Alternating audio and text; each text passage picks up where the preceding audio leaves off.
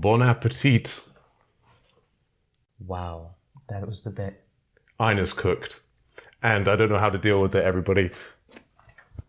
You missed his lay head. And now Vinland Saga's over. So, on this interesting little video, I've somehow recruited some help in discussing all manner of things that are merely to doing with Vinland Saga. That's terrible. And what, chapter good, chapter bad? What were you saying? We happy? We're not happy? We're crying? Chapter terrible. Chapter terrible? Chapter awful. Chapter awful. I'm happy.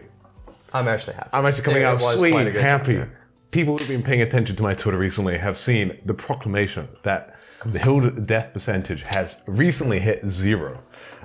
So I am rejoicing. Fans of Einar, sucks to be you. What can I say? I empathize with you. I don't. And that's terrible. and yeah, good chapter. 28 chapters. First chapter to have back-to-back 36 pages and 28 pages. I didn't actually do the fact checking for that, but it was 28 pages once again. So was last one that long? The one before it? Yeah. Yeah. 36 pages. So the longest one since 2013. Damn. And this one is probably the third longest chapter in the Vinland arc, which rightfully so, you know, got us all up and downs and everything, all the feels. Yeah, with that. The bit is over now. Kobe. The bit is now over. He did not hit the trash. I did not hit He did not make it. Rubbish was not required. The rubbish, sorry. Sorry. Personally, when I read the chapter, as always, banging chapter, because Yukimura in some of our short amount of pages, he's like, yeah, I'm going to make you not sure what Einar's going to say, going to be like, oh, you could go either way, like, as both logically make sense. And then he hits you with one, and you're just like, hold on, wait a second, we're going here? Yep. And I need to actually reread the page. You're getting emotionally invested, and then you're like, oh, and it's going down, and then, I mean, but then, you know, Styrk has his moment, and then, oh, I mean, like, the drawings as well, hands, we love hands. We love hands. We love hands. Faces. Oh, and then, yeah, and then Styrk goes in, grabbing at the cloak. I didn't know who it was going to be. Hild did something this chapter. Whoop, whoop. You know, she'd be a bit... shot a man. She shot a man. I spent so many hours of YouTube time talking about how I don't know if she's gonna do it. I don't know if she'd be willing to truly shoot someone. And then she shoots Styrk in a place that would totally kill him if he still had a head within like the next minute or so. I thought she was aiming for the legs. I haven't actually checked the chapter again. It's literally like she's shot him on the side. Like yeah. that was hitting internal organs, I think. Yeah. I mean, he kept moving. Yeah, he's stronger than Thorfinn. He kept moving. Oh, true. Thorfinn fell down. Vengeance makes you more powerful. The lesson learned. lesson learned. Vinland Saga. And I guess it's more like, where do we go from here? Because it's a weird feeling. I was already talking to me about this, but there's a weird feeling where this chapter happened, and I thought, wow, what's left to? What else is there to go? And I felt like weirdly like comfortable in the ending. I'm not saying that every single avenue I felt could be explored was explored, but I would say it's been done remarkably well, and I'm sitting here and being like, hell, I'm actually kind of satisfied, and it feels like we're close. Like, I can see the light at the end of the tunnel, and I'm not unhappy, and if anything, I'm actually very happy. I very much enjoyed the chapter, because it was sad, it was, I don't know, it had the emotions that I would want and expect from that moment. It just didn't happen the way I thought it would. Yeah. And I feel like there is just, I'm conflicted between this sense of finality that the chapter has. Like, it feels like this was the moment, and it can only like gradually come down from here. But there's so much I feel like can still be done. Like, there's always more Vinland. I know. I feel like there was always going to be a feeling that it's incomplete with the just amount of depth we think of this story and how much time we spend every month on these chapters thinking about where it could go and the themes that are being covered. You can like extrapolate so much that may not have ever been intended. Yeah, and you see like like 50 billion plot threads that it could go in, and I've kind of stopped myself from getting too excited and thinking too much on what it could be. Yeah. Because then I can lead to disappointment. But because ultimately Yukimura can't write everything, that doesn't mean I don't think those things that were weirdly glanced over, I'm sure we'll get to. But I also think it's remarkable in how, like, he has used stuff. Someone's gone to the toilet upstairs. I was just about to doss our location, but it's a fine establishment. So as you can see, by yes, very good. Keurig. Is that Keurig? Oh, I didn't even see the K there. It's Keurig. Keurig. I assume it's some European brand thing to get North Americans to buy their coffee. And was your coffee any good? It's okay. It's okay. All right. It gets you by. It gets you by. All right. Review concluded. We paid a good amount of money. This hotel is 5 stars. 5 stars. The breakfast is even better than the bed somehow. The best. It's complimentary. It does. You don't find that much. No, you don't find. It does say nice things about your appearance when you eat it. Yes. So, yeah. And what also gave me fine compliments about my appearance was the fact that somehow Yukimura, while not doing everything I think he should do with all the characters that he has set up, right? He also brings in characters where I thought, hang on, Yukimura, please don't introduce another character, because then we're going to have to spend this time characterizing and so on and so forth. I think one good example of this, I think everybody's been surprised with Gauki. Gauki's what a wild card character that just completely takes the stage. It's so good. It's probably one of my favorites. And the fact that we got actually major characterization of him that cemented his characterization in this chapter, where he's like, yes, I will even be willing to give you gifts to get off this island. Or not even that, it was more like, tell them I will give them gifts. It was more like a nice thing than even like a political thing, but he is this He's kind of sealing the deal. He's a very strategic kind of... It's interesting because when he first showed up, I thought he was like a total wild card, like a Garm. Yeah. And I think a lot of people made that comparison. But over time, he's a lot like when Styrk was more well put together. When Styrk was kind of not losing his shit. Yeah. He's very... He understands how people are going to react to things. He plans ahead. He's very strategic. And almost kind of like a Floki, but even more competent. Floki is kind of a bumbling idiot, but Gauki is locked in. And that's kind of a result of the arcs that Floki's in, and he's always getting clowned on. Yeah. Gauki is not getting clowned on. This guy is good. I think, I made the comparison earlier to, when he strikes off Styrk's head, it's a panel similar to Askeladd killing a random the messenger in chapter 100 in chapter 26, whatever, the one after Ragnarok, or maybe it's the end of Ragnarok, so maybe it's 24. Anyway, around that area.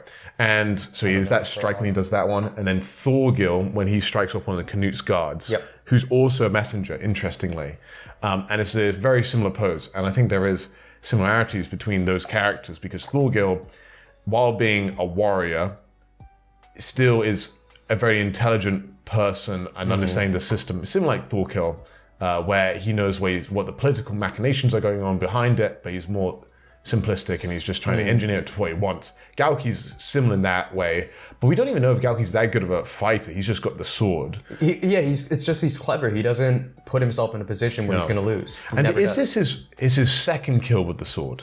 He killed Muin. He killed Muin with the sword just by stabbing. It wasn't even Muin really... was always going to... Yeah, Muin was on his way out.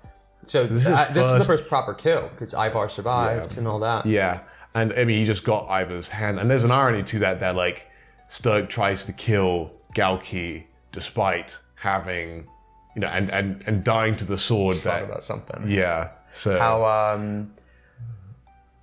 Styrk's greatest weapon was his mind, and his head gets cut off. Ivar is more about the physical. He loses his hand. The brute force and loses his hand. And you could probably be like Gangletti, he dies. I mean, dies protecting, but dies. He just dies by arrow, but using his body. And our fridge is going off. Here. But who knows? I mean, it might not have even picked up by the audio. I don't know. Yeah, can you hear that? That's why I hear at night. You got to get in the environment here. Yeah. Atmospheric. It's the ambient sounds of white noise of two friends talking about Vinland Saga. Good catch. And thank you.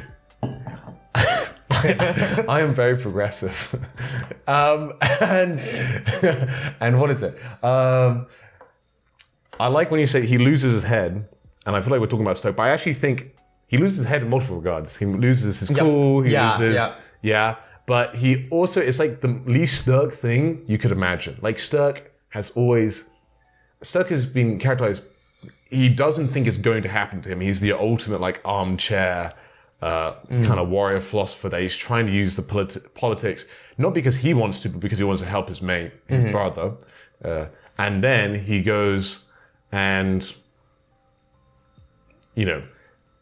controls everything from the background and tries to pull certain strings, helps Ivar keep the political cool of Ivar's head. He's normally the more calm one. But then here Styrk's being brought up and he just comes at it with a knife and tries to do the most dumb, least thoughtful thing. I mean, I guess he waited for Galki to turn his head around and he followed Ivar out into the trees. It's very instinctual, very... Yeah, and it's not thinking the next step ahead of like killing Galki in front of everybody else. Like, there's really nothing that could possibly be gained from it. It's just personal vendetta, personal, the need to just make sense of how he's gotten to this point and make things feel like they were somehow worth something. Yeah. It's just very, he can't really just grasp the reality of how this has all happened. Yeah. Well, he's smart enough to know it. Yeah. But he just can't accept it. Yeah. And did he actually, when he stabbed Einar, the idea that he like fell backwards and stabbed him, but he didn't actually turn around and went, he was more He like, did. He turned around and stabbed it was Einar. definitely very intentional. So he tried to kill Einar. I don't think, my interpretation of it at least, because you get Styrk's like internal perspective on it as he goes to stab Galki, and then Einar grabs him, and there's no more perspective from Styrk from that. I'm pretty sure he just like got grabbed, didn't even look who it was, turn, stab, get up, keep going, dead. Yeah. I think it just all happened so fast, there was no time. That's my interpretation of it. Okay, yeah, because he got back up as well, yeah. Yeah, he got back up and not even like a word, just... Yeah, kept on going. So, I see, so he... Yeah, okay. So that makes more sense to me that people would hate Styrk then. Because I feel like, I don't know, I don't even feel like people hate Styrk that much or whatever. But then there was some, as always, I definitely conversation about it, I guess. I definitely do not think he even considered that he might kill somebody on the north side ever. Yeah, I don't think that was ever in mind. Yeah. Yeah, not thinking. And I don't know, like, I get it because, Einar dying, it was weird. Like when I read it, and it was more like, I think the more surprising thing to me was it was Einar that grabbed the cloak, not that Einar died. Like when he died, I was like, okay. But it was more like the reveal that, it's Einar that's once he grabbed the cloak, that's when I was like, oh god, he's gonna die right now. Styrk's about to kill him. Okay, I didn't even think of that. I'm just more like... That was my first thought. That was more just like, Einar, what a champ. And then it happens, I'm just like, that was gonna happen. And then... Yeah, I mean... The fact that he like dove for it too, like he's on the ground. And the paneling, I actually think, Yukimura's paneling can be... I do think his action is really good at keeping your eye going, but this was particularly good because I felt like every single moment, I felt like I could feel it. And it was like it was paced really well. I was like, next one. And then like it was just like this reveal going down the page. There's a certain chaos and like momentum to the violence in this arc, compared to previous arcs where it feels so out of control. Like this felt a lot like the Ivar cutting off Miskwekepu'j's hand. Yeah. Where it's just like, it happens so fast. You're only getting little glimpses of each piece of it happening at once. You're not getting a full picture. And then once the result is there, then you're completely centered and focused on it. It's so brilliant. I love it. And I think in a way to contrast that was Galki's kill on Styrk, which was way more elegant. It was just like boom, like boom, straight away. Like it's like that, like not chaotic. It was like very like ordered and swift. Yeah, it's the result that we end up getting to that is in the focus, and the process of getting there is just like this momentum nonstop. No one has time to even think or do anything. It's just a page full of different focused perspectives of trying to piece together what is happening right now. And then by the time you kind of realize it's over. And Yeah. I think it just captures that feeling perfectly. I love it. Yeah.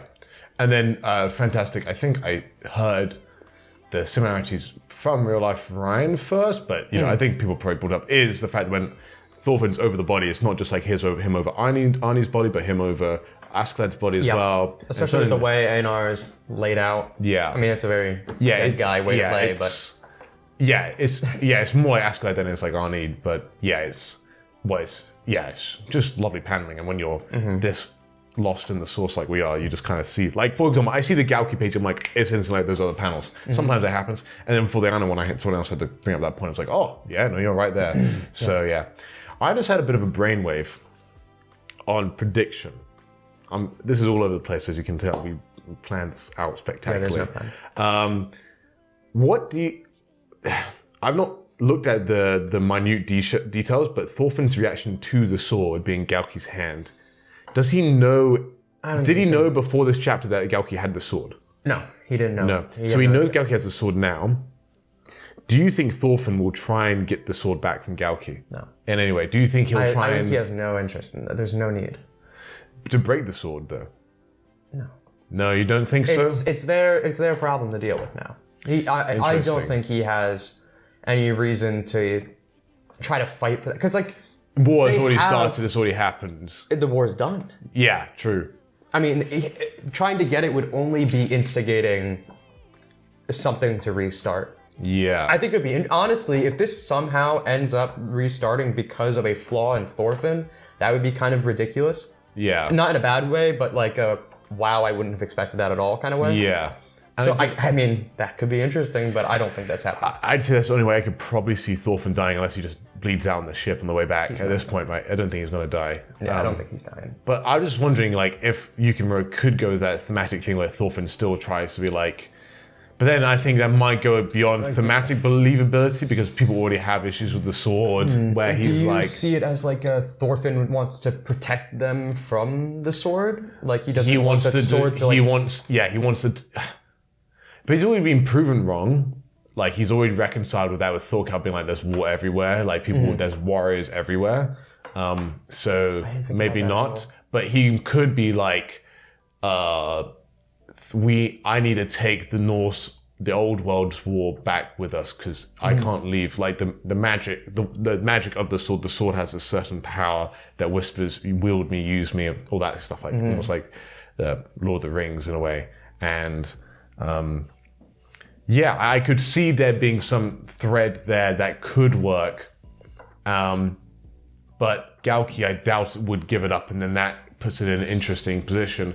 And that could be a way to elongate it over a couple more chapters, but like I definitely don't want like another, like, I guess, arc like of like 20 chapters of him trying to retrieve the sword or something like that, right? Yeah. That's not happening. I think 100% this is the last volume. It's just a matter of, in these last like 7-8 chapters after this, are we doing most of it like epilogue in Iceland, or is there something to do in Vinland still? Yeah. And I think that part of that question is Einar actually like dead right now, or is next chapter the send-off? Yeah. Because I think next chapter is the send-off. I think that's an interesting point. I kind of just assumed he was dead, but he was still... You know what I'm worried about? I'm worried about Yukimura. I mean, I don't like these ideas until I see them in practice, and then I'm more okay with them. But I don't like the idea that Yukimura does what he has done a couple times, which is time jump. You know, we've had a few times where you're like, good God. You know? That would actually be a nightmare if there's a time jump after this chapter. Yeah, so they're just on the ship straight away. Or just the next day and Einar's dead and they're looking at him in the grave. That would be terrible. That would be terrible. No. Well, I don't want to call it terrible yet. I just want to be... I'll see it in writing. I can't see that going well, because I feel like his last kind of words in this chapter about Arnaid, right? Yeah. I feel like we have to have some kind of internal closure for him for that point. And I feel like that line was to, I mean, not only elicit the emotional response, but kind of set up that a like potential, some kind of like internal thing for him next chapter. So next chapter, I think it's going to like open with a kind of internal scene for Einar, some kind of closure. Yeah, okay, that'd be cool. I really think next chapter is going to be like really about letting you put yourself in the emotions of it, because this was so chaotic, it was so fast, it's so sudden that you kind of don't even have time to process it, and that's kind of part of the point. That's kind of part of the point, but I also feel like for a character like Einar, there is clearly a very important arc that happened, and I feel like there needs to be some kind of bookend on it. Yeah, I think what's also interesting with Einar's character currently is how the anime original stuff from season 2 hasn't really been added in much at all, where you've like the idea that he's got to live like with his mother, so you saying that now, I was thinking, oh yeah, it'd be cool if like the next chapter opens up and he's talking to Arnid. You know, that makes a lot more sense. And maybe then he can, you know, Yukimura can have like a reference to his mother, just like in the background or whatever. That would be cool. Or something like that. I would like that. That'd be cool.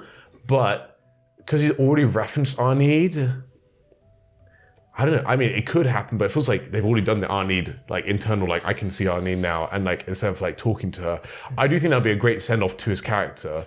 That's like him talking on the other side to her. But then I think there needs to be an answer to it. Because he says, what would Arnid think if I see her? I feel like there's an answer to be given there, and I want to know what it would be. Because obviously she's not. I don't think it would be like. You know, he's gonna have this like vision, and she's like, "You're terrible because you killed someone." I think it would kind of be, she'd be kind of delivering a very emotional and empathetic perspective on everything that's happened to him, and I feel like that kind of really would contribute to bookending his character as a whole. I definitely don't think he's gonna live. We're not saving him, unfortunately, but I don't know. When deaths in this manga are so. Like, they're so emotional and purposeful. Having one happen so quickly, where you only get one like line from him and that's it. Yeah. It doesn't feel right to me. Like Askeladd, even though that was sudden and quick, the same exact thing, the chaos, and then all of a sudden the sword is in his chest. That captured the chaos and suddenness, but it also, you had time to breathe after with him. And I think we need that time with Einar. And I think actually, great example with the Askeladd one. I actually think with also the Gudrid Sigurd stabbing joke as well, where Yukimura is really good. He's like got all these close-up shots, bam, bam, bam, bam, action, wide shot. Exactly. And then it just adds you basically to have that moment. It just captures how it just happens. Yeah, and it's just like, and it's like a really effective way just to cause this pause. We just like this, allowing the reader's realization just to dawn over them of what actually has happened. And one thing I think could be interesting is not him thinking of Arnid in Vinland. That's probably because I always thought of, I can see them. But I also wonder if he might see her next to Thorfinn. Like Thorfinn's crying. So we continue the chapter. Thorfinn's still crying over him, right? And then Arnid, or like, it may make sense for Thorfinn to try and say something or not be sure to say something. Or another thing you could do. So I'm not sure what Thorfinn would say. But Thorfinn could come up with words. But I think it'll be almost poetic if Thorfinn has nothing to say. And then what you could do next chapter, you have Arnid and Einar talk in like some afterlife, and he comes to that like death realization, and then he'll say something profound to Thorfinn, and that will then impact him. That's how you can go into the death, and then as he's dying to like go or whatever, like just go back to it, and like Thorfinn is shocked because he has nothing to say. Yeah. What has the other characters' reactions been to? Because I know Cordelia was stunned, but when was Hild? Did Hild have any emotional? No, that's another thing. I felt like Hild. There was no time for anyone to really react to anything. Yeah. And Yukimura inserts this panel of Niska saying to like bring Einar to help. Hild's heal, and Hild's just like thanks. Like obviously she's kind of shaken about it. You know, she's not like emotionless. Yes. But I feel like nobody besides maybe Thorfinn really had time to actually be in the emotions over this. So it feels like the start of Einar's send-off. It does not feel like the definitive send-off. I feel like my only issue is that wide shot of the final page often is that last send-off. That's the last send-off you get to Askeladd, and kind of with Arnid as well. Yeah. At least with them talking, you know? Like Arnid's dead when you have that wide out, and then Thorfinn gives the speech, right? Yeah, she and then Askeladd's dead when it is like, Thorfinn over him. So that's maybe the only thing I'd have pause over. But yeah, it really is just that last panel that feels incredibly definitive. Final, to yeah. me. And to counter your point earlier, Einar dying so fast almost adds the bittersweetness to it for me. Like, where I can see it working for me personally, where I'm just like, wow, that is like, there's nothing poetic about, like, it's just, like, because... I think that's actually a good point, because I think that's been something consistently done through this arc with, like, I feel like Ivar was kind of the same way. It was just like... Stark as there's well. kind of like a big focus on not having time to even really think about anything, process it. So honestly, maybe you might be right. And this brings me to my main concern for Vinland Saga is that Styrk, we haven't seen his face yet. And I need to see that man's face. I know, when the helmet came off, I was ready, but... I was like, no. I was looking, I was zooming in on the panels, couldn't see anything. Yukimura, you're such a tease, Yukimura. Stop teasing me. I need to find his face. I need to see that it's part of the bit. It's part of the bit. I see. See, okay. It'd be funny if you never see his face. But I was reading the chapter and the helmet came off and I saw the puff of hair. I was like, no, don't do it. Don't do it. No way. Thank God it wasn't. That would be the most ridiculous thing in the world. Yeah, that would be... I would genuinely dislike it. I don't think there's any way to save that for me. I know. There's no way, because Garm would have killed Gauki. Easy. No questions asked. Garm would have... Garm... With a knife? Garm wasn't... Yeah. Yeah, I mean, I guess Garm could have... He is the type of guy to have, like... But he would have... What he would have done instead is like, I would kill you and throw off his cape and then reveal himself. And then reveal that he has an even more compact spear that extends out. It's like the big extendo spear and he just kills Garm. And he's dead. Gauki's dead! No. That's my best Cow Entertainment impression. Has he done a video yet? Because I know he's going to go, Einar is fucking dead! Yeah, no, that would be pretty amazing when he does it. Yeah. We'll see. I mean, we normally record this with him, and I don't know how this going to chop up. Any other... So Varga had a moment in this chapter. Very good. Good moment. One a small but good moment where he's just like, think for yourselves, and I think everybody's just so tired of war that they're just like, ooh. And then, the squad is also there. Gauki had a good moment. I just think Einar's also realization of Thorfinn being a true warrior, and you know what got me early on was seeing the ghost of the man he killed. I'm just like, that's that Omar moment. Really hit me. Yeah. I really couldn't believe it, because I feel like this is something we talked about yesterday. This arc has done such a good job of getting you expecting the worst and not giving you something good, but somehow it's just like marginally better. Like for example, when Hild was looking to assassinate Miskwekepu'j, she's like ready to pull the trigger. She's like, I have to do this. There's no other choice. And Thorfinn's like, oh, we'll just leave. Yeah. And it kind of takes the wind out of it, and you're like, oh. And this was a very similar thing where you're thinking, oh God, Einar is like... all gonna blow up. It is all... Because you have Vargar set up with this attack that could go off at the wrong time. You have Styrk eyeing Gauki. You have Einar probably, like you're thinking, is going to continue spiraling. But then they clutch up. They just clutch up, buzzer beater, Hail Mary, and clutch it out. It's amazing. Yeah. And... what's that guy that did it for the Toronto Raptors when it bounced on the rim? What's that guy? Damian Lillard or something like that? Sure, man. I bet that's basketball people. You know that one. We don't know. Basketball. But he's clutching up. It bounced on the rim. You're having a look at it. And we're like, which way was like that. Which way is it going to go? And then, I mean, phenomenal chapter. I feel like I'm not talked enough about Einar, but I love Einar. Despite my joking earlier. Because I realized after I did my video, I did not really talk too much about Einar overall. I mean, I felt like the emotions of it were very core in the moment. I just, again, like I was saying before, it kind of felt like there's just more to the closure for this character arc, so I don't think it should be... I don't think there was like a overall point to discuss. I mean, my main point that I thought was good was how I still think it was intentional drawing these comparisons between Einar and then Kettle and Garter, and the way like Kettle, he's like choosing to fight this battle that they had really no chance of winning, and with Gardar, he's choosing to fight to protect Arnid, even though it's probably not what she would want for him.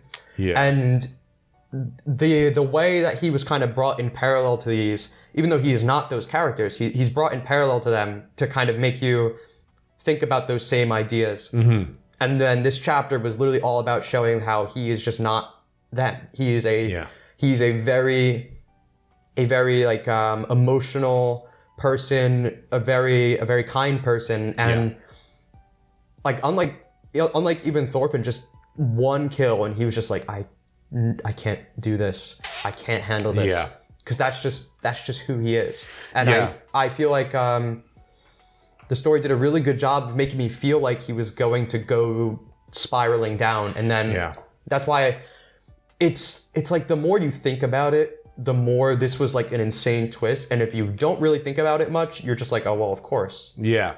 Which I like about Yukimura. Yeah. This arc is like, it all makes sense.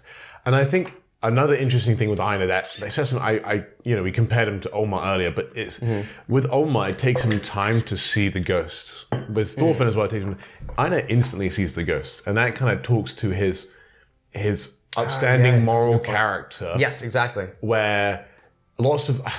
I didn't even see the beef, but apparently there was some like everybody's like, I'm Team Einar, or I'm Team Thorfinn, or whatever. I'm just like, I'm here, I'm Team Vinland, baby. That's exactly the way I would baby. Think about This it. was good. A lot of people treated it like they are like now really opposed to each other. Like they're not friends anymore because of this. But like it was always that Einar he was missing a piece of it because of his emotional core.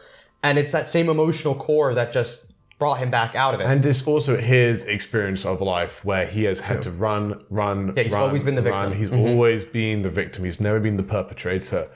And it's easy for someone like Thorfinn to keep on saying, I will run, I will run, I will run. But that's because, it works in the Baltic Sea War because Thorfinn is the only one he has to take care of. And even then, he has to take care of other people, but he only has to take care of individuals that can be moved, right? Okay, he has to take care of Gudrid or Einar, who's locked up, and he has to then worry about Balder, and he has to worry about Garm. And, we love Balder. But, that stuff can be moved. But eventually, when you've put your roots in the ground, literally, you can't just up and end and move that. That's just not possible. And, eventually you have to concede that you, at least in Einar's opinion, you just have to defend yourself sometimes and just not back down because, you've done nothing wrong. And it's exhausting running in the same way when Thorfinn in, chapter 129 in Baltic Sea War, he's just tired trying to, not fight people all the time when the Orms can come for him and stuff. He's tired of,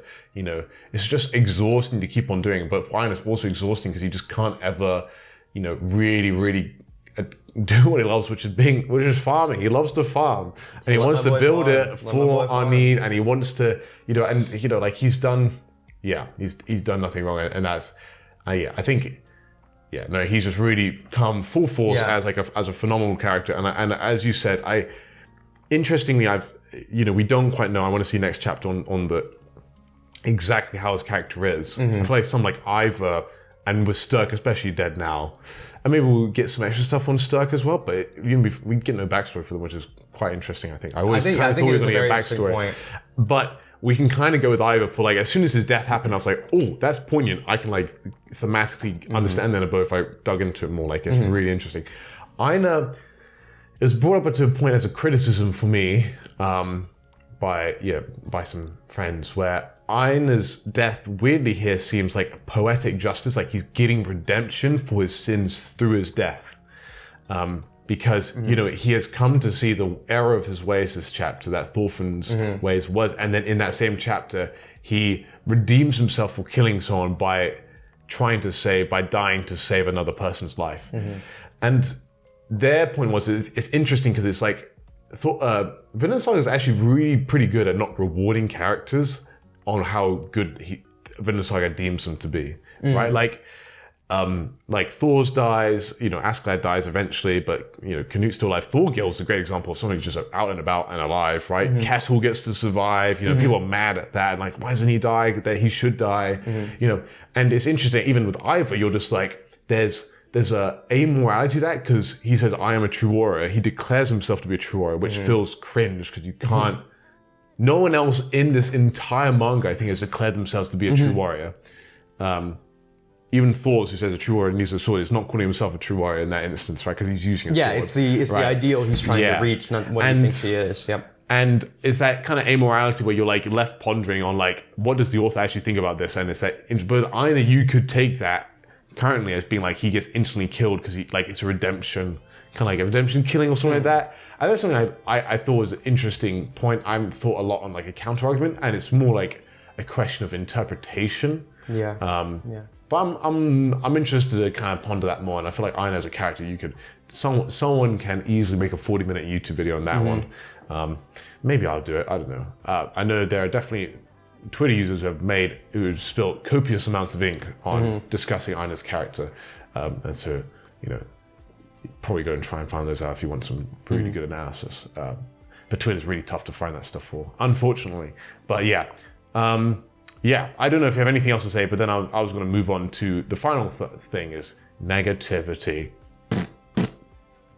Big Sag.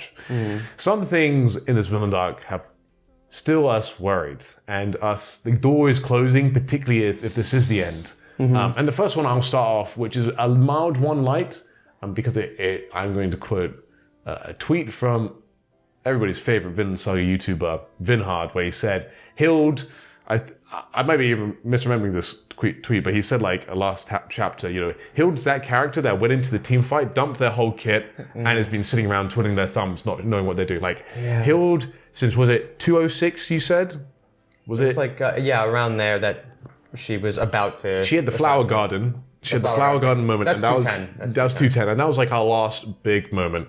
She gets skipped over a major portion of her with Miskwekepu'j. Even Ivar, she doesn't get any closure with. She doesn't get any closure with Styrk. But Ivar and Miskwekepu'j, none of her closure for this arc that's been, created for her in the last, 25 chapters plus. That has not been closed for her. Yeah. You could argue it for that thing with Thorfinn. That is her arc closure, and through Thorfinn she is then. But I thought I was hoping for something a bit more explicit there. I definitely was. If that makes sense. It seems like she was used just to bait out this feeling of escalation. That's what it really felt like to me. To really build you up to Thorfinn choosing to leave Vinland, to make you think this has to go wrong, and there's no other choice. It has to go bad, and then just kind of that sobering moment of Thorfinn being like, okay, we'll leave. That's what it feels like her entire character through this arc was kind of used on, at least the 1,000-Year Voyage stuff. It feels like her character was used on that, and then she doesn't really have a purpose now. It felt very much so that as her you had the arcs come up where she's doing all this stuff. I'm like, oh my word, we still want Hild? I thought they were going to just dump her character after this or whatever. Exactly. And everybody's surprised by that. But oh yeah, I'm not complaining. But everybody's like, can I get something here? Like he hasn't done anything since Baltic Seaboy, all this stuff. Which I guess on a grand scale, I would agree with. He's done a lot of small things that I think he's, particularly in the traveling over stuff, there's a lot of actually quite good Einar slice of lifey moments, I guess. Definitely. But more kind of like that. And then Einar kind of takes the antagonistic role from Thorfinn away. I guess Hild was never purely antagonistic, but she kind of fulfills this driving force in the narrative. Yeah, a main character from Thorfinn's group that's kind of going rogue a little bit. Definitely. Yeah. And anyway, there's still stuff you can do. She had, but even more recently, Cordelia had more moments with Karli, for example. Cordelia is another character where I thought she was gearing up to really kind of have an Ivar moment and take a life, and that really means something for her. But she's had a big moment, but I don't know if it's enough of a moment to... Didn't feel like closure. Feel like closure, and to really, really stamp that there's like Yukimura, when she was introduced, I was like, oh no, why are we introducing another character? Like BugEyes hasn't had anything, Einar's not having anything, right? And then she gets some stuff, and you're like, no, she does have a point, but I just don't know if she's done that point enough. You know, the whole gendered aspect is important, but not enough. And I think there's stuff you can read into, but like, you know, I think it'd be nice to be more, you know, but then, you know, and then this whole thing about like her saying, like she has no choice, and that links to Einar saying he has no choice. There's something there. Like, there's something still that feels like it's building. Something's cooking, and where's my plate? You know, it's just going to be like getting lukewarm on the bench over there.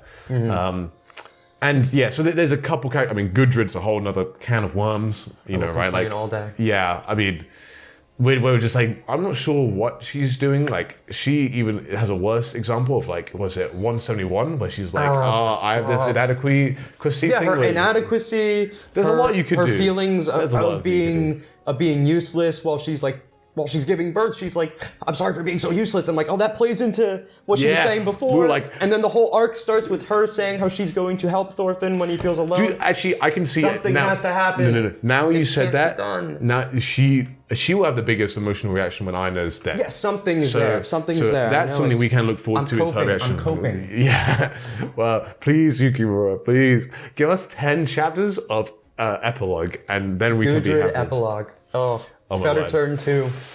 Yeah, fettered turn 2. That would be actually kind of, because then that means she's fettered again, which is then unfettered turn. Yes, the sequel. Yes. The sequel. Anyway, and I think that's another thing. There's like a couple plates where it's like it's just not quite got that tightness. I totally agree. That Farmland has, because Farmland has just fewer characters. That's the thing. If you look back at Farmland and you look at every single character, you can see everyone had their clear, distinct purpose. Everyone had their beginning, middle, end for their arc. It was perfect. I think it also they don't get given more cards initially to make you expect more. Like a good example is like Peter. Like no one's complaining that Peter doesn't have as much stuff because he does his role in particular moments where he's just another piece and you're like, oh, we all like Peter. Like we never feel disappointed about Peter, right?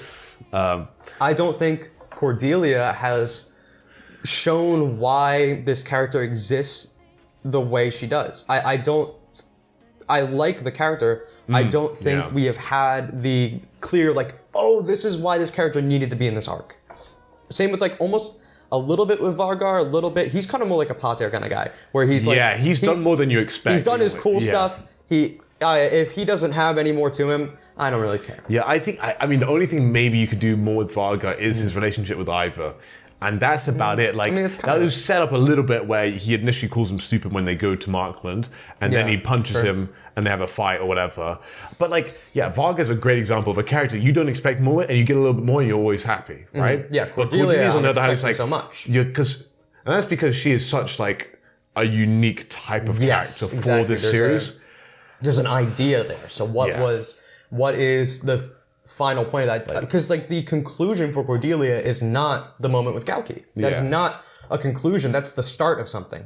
Yes. So what is left, and how do we get there if the violence is done? And that's why I thought the war would go on for a bit. Like, exactly. But that's why I feel like I understand there might be more, but that takes away from how Einar's decision is so critical. Yeah. So you kind of can't continue the violence. So I feel like if everybody has an arc to finish, it kind of has to happen in like Iceland or something. Like it has to happen returning to Halfdan or something like that. Oh yeah, I guess Halfdan could. Because they have to answer to Halfdan. If the manga ends without answering to Halfdan, I'll be a little disappointed. Yeah. Halfdan's also a character where you don't expect much, and he gets. I love Halfdan. Halfdan's like one of my favorites. He's so goated. Not really. He's kind of a bad guy, but he's he has good moments. Yeah. Weirdly, for a slave owner, he's actually quite a popular character. Unlike some other slave owners in for the time, slavery wasn't actually bad back then. Yeah, he was actually a good slave owner. Don't take that out of context. Unless if you're talking about cattle, then you can definitely take that in context right now. That Reddit thread was correct. Okay, and then the final thing, I would also say. A good example on the El News side is two characters that you get more of and you're happy, and one you get less so you're not sure of. Galki's so good. Galki's good. I was only in Miskwekepu'j is another one where like I don't know what I expected of her, but I'm not disappointed in her. I'm like, if you stop now, then we stop the BugEyes thing, and then we're happy. Then everybody's like, woohoo. There's aspects about the BugEyes thing I like, Oh yeah, I don't think there's time to make it good. He didn't. He can clutch it out. He can clutch it out to be he really can clutch it out. good. He can clutch it out. All they need is a goodbye scene where he's like, he does what he needs to do correctly. He does the Garden of Words. That's another. Yeah, right. Yeah, right. That's another thing where I feel like Shout out to Garden of Words. he has to clutch it out, and I just don't think. I'm trying to figure out again, why was this character made the way they are? Niska. If the plan was to have a romance arc with BugEyes, which I do think BugEyes having a distinct, like actual sincere relationship for once is like that was planned from the start for the Vinland arc, in my opinion at least, because of the Freya stuff. I think that's 100%. Yeah. So why choose to make her like 15? Yeah. And I feel like obviously her being a newer generation, her having more of an open mind compared to her teacher is definitely part of it.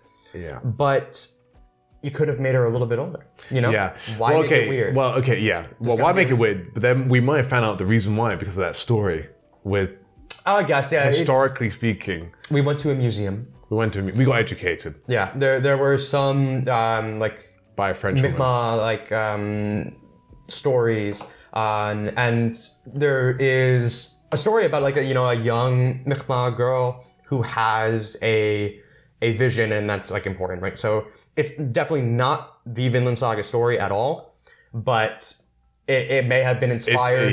It's possible. Nice linkage. Yeah, I mean maybe that's. But yeah, exactly. I'm like, why do we do this? I don't think there's like a historical purpose for it. And Yukimura is just like, yes, she is a child, and if I make her look like an adult, that's the thing I've done it wrong. So he has like openly said like, yeah, this is a kid. And he could have been like, oh, she's actually kind of older, but he doesn't. She just looks young. She's actually a 500-year-old dragon. She's like 15, dude. Yeah, I'm like, oh, you know that? It's like, You're aware of that? Yeah. You never know. I mean, in Yukimura we trust until we don't any longer. Well, my perspective on it and what I'm hoping for is that the point is that BugEyes has always had very shallow relationships, just like with characters in general. Not very sincere. Like even his like friendships with the main cast, not very sincere. Besides Leif, yeah. So, and then like the arc starts with him going off and gambling or whatever and having all his money stolen because he had a very shallow relationship with a girl. So giving him a relationship that has nothing to do with the kind of surface level attraction stuff, and it is entirely a sincere care for another person, and having him, acknowledge that like, it's kind of it would be weird to be in love with this girl. If he actually acknowledges that, and acknowledges how the relationship is just a sincere care. Yeah. That could be like actually. It's fine. It's fine. I can really like that. It's fine if she has a crush. That's absolutely fine. But it's just because she's the young one who's But he also gets all flustered because he's an asshole. I hate. Yeah. No, I love but, okay. He's got to clutch it out. No. He has to. He can just because he's emotionally like doesn't have the right reaction doesn't mean he won't logically make the right decision. Exactly. Yeah. He was. I think anybody. Same thing in Garden. Same with Garden of Words that I'm thinking about because she blushed in that. It is quite a lot like that. It's weird. We hope it clutches it out. I pray. Okay, but anyways, I don't want to have to be defending him if he actually. We're in big trouble here. Please. I mean, what it. I know we're gonna be watching Baltic Sea War, and it's gonna be like watching, like listening to an old Drake album. Yeah. Yeah, it's like Kanye back in the day. I say because I've definitely grew up listening to Kanye. But going back to my point, I was thinking to contrast Miskwekepu'j as a character that I get a bit get surprised by. Like I'm content with her characterization. One L new character I haven't felt so haven't felt like I've got all the goodness that I was expecting was with Plmk, particularly like with his fighting capabilities. I'm surprised we haven't seen him fight yet. And I almost wonder if it's interesting to see because I don't know how much Yukimura's planned this. Like he planned Galki to be a thing because I could have also seen somehow Plmk becoming that Galki in a weird way, not in how it actually, but like when you initially introduce Plmk, like with the bear scar, he's like I could kind of I don't know. He's just so not that it's hard to picture. Now like ever since like. ever since like chapter, I don't know, 192, whatever. Yeah, that like, kind of, yeah. But when you first introduce him, he's like, whoa, look at Cordelia, or that, whatever. Yeah, it's I like do bigger feel like than a that's bear, and he's important. like sizing them up, he's thinking about fighting, and then that's like, he's like saying, oh, I could take a bear, and he's got the bear scar as well of his face, like that's something as well, with like mooing and stuff like that. And then he gets a knife and puts it on his spear. I mean, Plmk is that, and then he has the thing when he's on the horse and does. Yeah, I was about to say the horse thing too. That's He's like I think very that's the key athletic, thing. clearly. Very athletic, and I've not seen anything from him yet where he's had to like maybe like for example, like one thing that would have helped this would be like say like just seeing him at the end of that scene where like Hild is carrying Thorfinn and people are following. If he's able to do something about it, and then that's a massive moment for Plmk to come and clutch up, right? Yeah. And you see him in that moment, right? And maybe then they start accusing him and being like, "Oh, you're wearing this Norse stuff," what I thought, yeah. or something. You could. There is a misalignment of chapters there that I feel like could explore two characters. I will go on to Miskwekepu'j as well, right? As another one, but. Like, Plmk could do that stuff. I was expecting Plmk maybe to have a showdown with Galki, but Galki's, like, not trying to instigate a fight. So, there's all these things where I'm like, Plmk is a great example of, like a warmongering kid that actually becomes the incorporation of everything. You know, like, he's not warmongering, but he's itching for a fight. He's got that, like, I've not seen That's a ton how he of... feels like I've not seen war, but I kind of want to fight him. You know, like, he's saying, oh, I could take them in a fight. I've got this, like, pointy thing now. Like, he's entranced by that, but he goes the other way and, like accepts their culture and, like, not integrates, but try and brings two people together. And you almost expect him to have a bigger moment when, like, Gitpi dies or that Miskwekepu'j's hand gets chopped off. All these things, and it's just not like anything. Like Plmk just hasn't been addressed. He just kind of appears and he's there. Well, he kind of has. So I almost think this plays into what we were talking about earlier about this kind of intentional taking the wind out of your sails, making you think like, oh, this is how something can clearly go wrong, and then it just doesn't. Because just like with Hild, like saying she was going to assassinate someone, and then all of a sudden, like, just kind of not a problem because Thorfinn decides he's just going to leave. You have Plmk, who's clearly crushed by the disease hitting the Gitpi tribe, and he has that desperation of asking Miskwekepu'j what he's supposed to do, and you think like, oh, he's going to like feel like it's a necessity to force the Norse out. He's going to feel like he has to fight, and you're so focused and honed in on that, and then he finds Hild carrying Thorfinn. You're like, oh my god, what's going to happen? And then nothing happens. And that would have felt very disappointing to me, but I think, what was it, chapter 216, I guess, the one where they're in the camp and Thorfinn wakes up.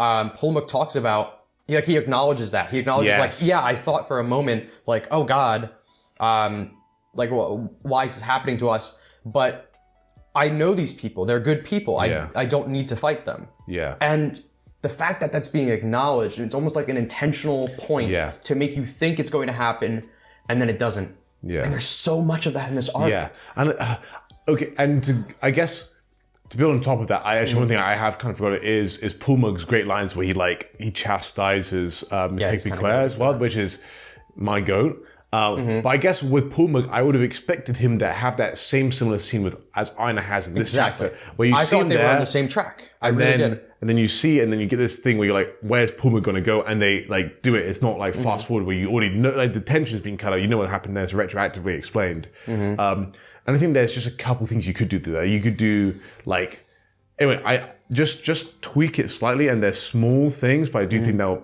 lend to his character way more. Yeah. And same thing with Miskwekepu'j. Like, I feel like if that next chapter, I don't know why, like, Yukimura seems to not like going back in time, but like when you're flipping back and forth, you could do something like go over at night or whatever, and then like somehow like Hild meet Plmk, have that tense conversation with Plmk somehow, like through translation, and you're like, oh my word, what's going on here, right? Yeah. And then Hild also meeting Miskwekepu'j and give like you know, like how Einar is when he talks to Canute, kind of giving that like this taking him to town.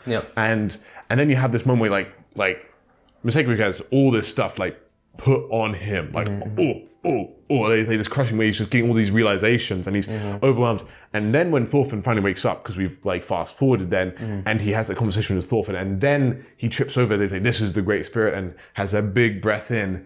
Then he kind of then has like, that makes that, it's just that pacing, because then it doesn't feel quite as quick. And, you know, one thing that Farmland does really well is get the Canute, Omar, Thorgil, Kettle stuff in yelling, and then like interlaces that with the Garda stuff as Garda's being revealed, and it gives you this like, it's amazing if you just change chapters, because you notice this in the anime, where it just feels more complex and set up well when you're flip-flopping between, and then they converge together in this giant crash, and then you're like, man, this feels way more smart than they're having mini arc here, and then it crashing together. And I could understand like the main reason why Yukimura didn't do it is because he just doesn't want to flip-flop back in time and forward in time. But I feel like there should be ways around that somehow. I don't know. Like, you know, like she could, like Hild and they could have that conversation at night, and then it takes some time to get to a camp or whatever, and then they've already gone over it. Anyway, just like that tension between you, like, oh my word, I actually do, like, I'm pulled. And when you read it, binge read it, then you're like, oh my word, I'm being tugged in so many directions, and then it feels super satisfying. Yeah, I totally agree with that, because I kind of like this idea of setting you up to think that violence must happen here, and then showing that it kind of doesn't, just because the characters make the right choice. And some time to actually kind of be nervous about it, you know, like you said, instead of jumping ahead and finding out, oh, Plmk was chill, show the kind of process of getting there. And it you know, might feel a little more earned. Yeah, and it makes me wonder, I feel like Yukimura, like, generally my thing is that Yukimura has surely thought of this. Like, as we all found out with, like, the Leif Thorfinn reunion, you kind of think, oh, well, the author surely has overlooked this. No. Yukimura, that's an intentional decision. Now, I wouldn't agree with that intentional decision necessarily, but that is what Yukimura chose to do. And here, like, no matter how big brain you think you are, or I think I am, or anybody else in this community thinks they are, Yukimura has thought about Vinland Saga more than you, just flat out, right? Like, like he is in that every single day, and like, maybe, and he's got an editor to consult, to have counsel with, to bounce ideas off. Like, that's, you know, he's got a pretty close relationship with the editor. So, yeah, I wonder. And this is why I'm always like, I want to see the ending, but I feel like we're getting to the point where I'm like, yeah, I'm not sure. Like, I'm not sure what you, particularly with the El Nu, like, at this point, what you can do. Because Galki's taken such center stage. He's kind of sucked all the oxygen out of the room. Miskwekepu'j is still having use. And Plmk, you know, actually, I mean, yeah, now you kind of explained to me, I feel like maybe rereading, I like Plmk more. And I don't think, I think it's like an 8 out of 10. But I don't, it's not that like Vinland Saga, which I know it could be that 10 out of 10, you know, or that 9 out of 10 banger. I mean, with that character at least, but I need to like go through it again and just kind of, especially just pretty much everything from Miskwekepu'j's hand getting chopped off to now. I need to go through that again and see how it flows. I'm kind of, I'm not rereading because I want to binge altogether and get the feelings again when you're like, oh my word, this is crazy. Because you do pick up on stuff. Like, I remember when book 12 came out and they're going to Vinland. I'm just like, man, there's so many, like, I remember this being not a drag, but like not being fully engaged when they're traveling by sea, because you know, there's a lot of stuff to, but those like 5 to 10 chapters they're traveling, there's a lot of like small characterization bits of Styrk, Ivar and the gang. Einar's like, you know, like when he's like, this is red clay, you know, we don't want this type of clay, you know, Einar's getting involved as well and being useful. You know, I mean, there's some things which you always, I was like locked in on, which like the Hild characterization with Karli, and like Karli's a goat, and then, you know, like this stuff, and yeah, binge read, reread will change everything, of course, but I like... Karli's another kind of feels incomplete. Why did... Him, I can totally see being useful though in for the epilogue. Like, I feel like that's a pure part epilogue of Thorfinn's character. closure. Yeah, exactly. Or Hild's closure, or Gudrid's closure. Like, that's okay. That's, I know, that's crazy. When Gudrid is like maybe the 4th most valuable relationship with Karli out of the cast, maybe not even more than Einar. Like, like BugEyes has probably had a more recent scene with Karli than like actually so true. You know, like when Cordelia, Hild, and Thorfinn makes sense, but like when Hild works well, Cordelia works well, but then you also want Gudrid in there as well. I feel like, what was it? Gudrid. What was the last time Gudrid talked to Karli? Was it when Karli is like, hey, they're having discussion? It was. I mean, the last time they proper talked, I think Gudrid. I don't know. Because Karli was outside while she was giving birth, right? But I think he may have been in the house at some point. He might have talked in, and he was like cheering her on from outside. That was like the last kind of exchange-ish. But I don't think they like talked, you know? So that's a good point. We'll see. Yeah, there's so many things where... but Gudrid can come in clutch. We've talked about it. There's so many good opportunities, and it almost feels like... But there's clearly intent there. Man, it bothers me. Yeah. It bothers me. And all these people going to these Vinland Saga when Yukimura is there, and they ask these dumb questions like, what was the dumb one that they asked at that Toronto one day? You're like, oh, what do you think about being compared to Berserk and Vagabond? I don't care what about Berserk and Vagabond.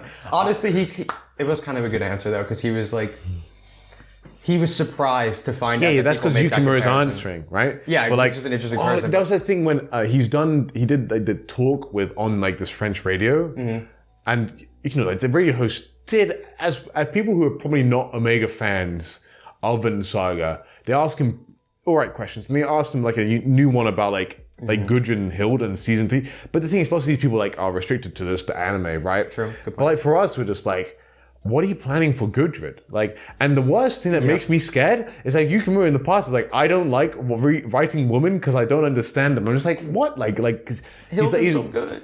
What? And Better Turd is incredible. Ugh.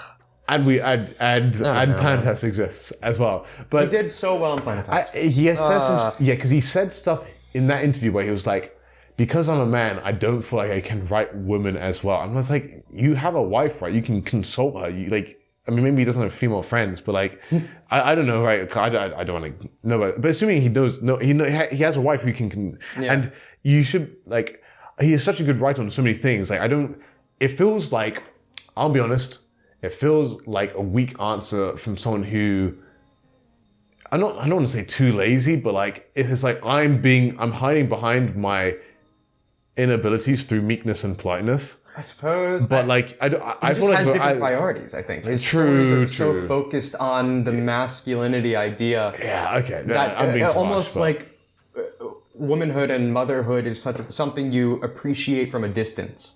It's something you show respect to and don't try to tread on. Whereas masculinity, he's digging into it, he's ripping it apart. Yeah, but I feel like. Yeah, I guess it is his work, and maybe he doesn't have but maybe he just isn't around enough for him to get enough perspective or opinion or whatever. I think it seems like he just almost doesn't have strong feelings about it, besides like just the admiration. And it's that's why Gudrid giving birth is like enough. Why? That's why he probably thinks like, oh, okay. He probably thinks. Yeah, and that's why if Gudrid really doesn't have any more to it, he may have truly just felt that the fact that she gave birth and she's now a mother is like a significant thing for her. But she does some stuff like, because she comes into like chapter 194 where they're discussing stuff with Styrk, and she gives the female opinion. She was goaded there. Exactly, like, so Yukimura can do it, but... I think I'm still on the Gudrid cope train, so I'm on the cope train until I'm on the Vinland Saga. It's going to be the greatest thing. It's going to fix all my issues with it because I believe in Yukimura. And Yukimura trust. And I've lived by that methodology by that mantra for the last 5 years. In Yukimura trust, like the American dollar. Yeah, I got faith. I still think. I watched 34th Street, whatever that Christmas one is. Miracle on... Yeah, have you watched that one? I don't think I have. No, basically, she convinces a lawyer that Santa Claus exists by pointing to the dollar note and saying, "In God we trust," and that worked. There you go. That sounds terrible. It's pretty decent for a kid's Christmas movie from 1990s or whatever. It's the same girl that did Matilda, same actress. Peak. So yeah, it's peak. Any concluding thoughts? Okay, I don't want to take us back. But on the Plmk point, I feel like Plmk is kind of an extension of the problem I have where the Gitpi tribe has not mattered at all. Oh, yeah. They have not mattered. They got hit by the disease, and that all that really did was send Miskwekepu'j off to get these other tribes involved. And I thought for sure, like, oh, these tribes are the way of making this go out of control and eventually dragging the Gitpi tribe into it. But no, it's almost like a straight up handoff, and we're not really caring about almost the promise of the arc that I would have anticipated, that you have these two groups who are living in peace. How does violence start between them? It's almost like Plmk is like, it doesn't. Like we do want peace, and we're not going to lose sight of that. And is that satisfying? Is that enough? Yeah. I don't know. And I think this is a criticism you could also partially level at the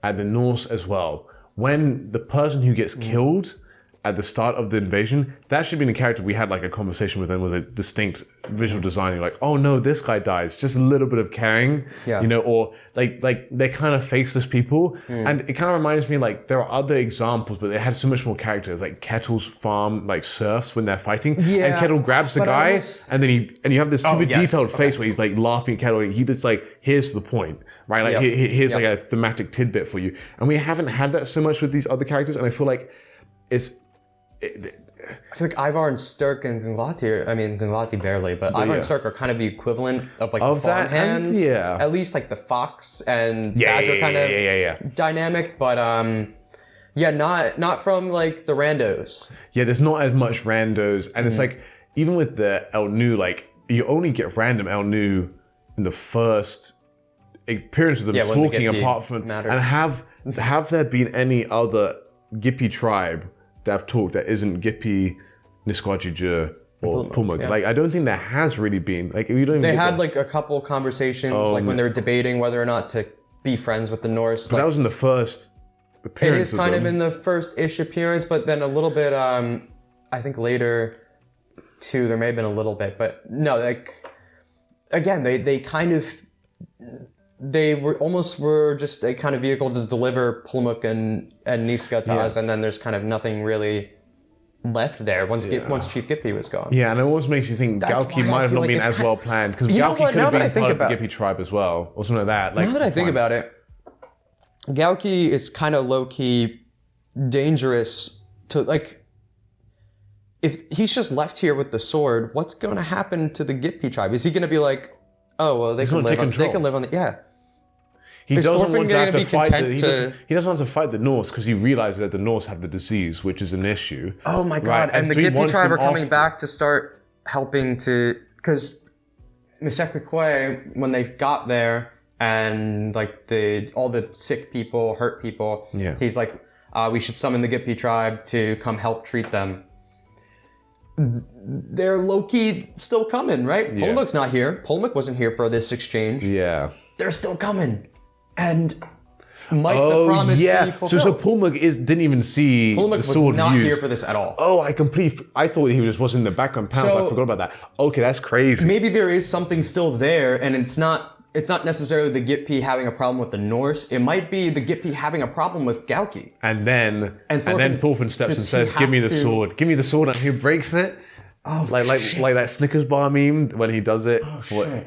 Like, There might be an extra 5 chapters of conflict where Thorfinn has to do something. There might be something, because that's what I'm thinking. I'm thinking, and then if next chapter is Einar dying, and that's the point, and then we leave. The chapter after that is leaving. We have like 5 to 6 chapters of Iceland epilogue.